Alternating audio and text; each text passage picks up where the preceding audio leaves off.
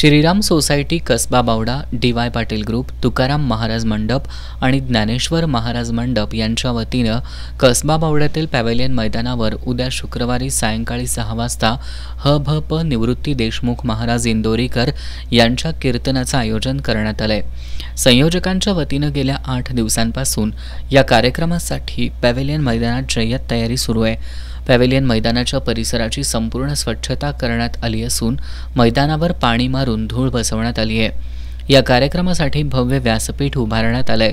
मैदानाच्या सभोवताली लाईट आणि लाऊडस्पीकरची व्यवस्था करण्यात आली आहे। या कार्यक्रमादरम्यान वीज पुरवठा खंडित होऊन व्यत्यय येऊ नये यासाठी जनरेटरची सोय करण्यात आली आहे। या कार्यक्रमाला जवळपास 20,000हून अधिक लोक उपस्थित राहणार असल्यानं गैरसोय टाळण्यासाठी मैदानाच्या बाहेर फिरत्या स्वच्छतागृहांची व्यवस्था करण्यात आली आहे।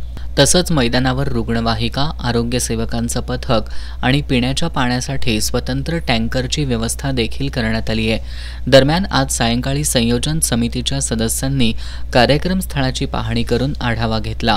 यावेळी श्रीराम सेवा सोसायटीचे chairman Santosh Patil, vice chairman Anant Patil, संचालक युवराज उल्पे, किशोर पाटील, रमेश रणदिवे, मानसिंग जाधव, श्याम करपे, निशिकांत कांबळे, दिलीप नाटेकर, हंबीरराव पाटील, शिवाजीराव जाधव, तानाजी चव्हाण यांच्यासह कार्यकर्ते उपस्थित होते।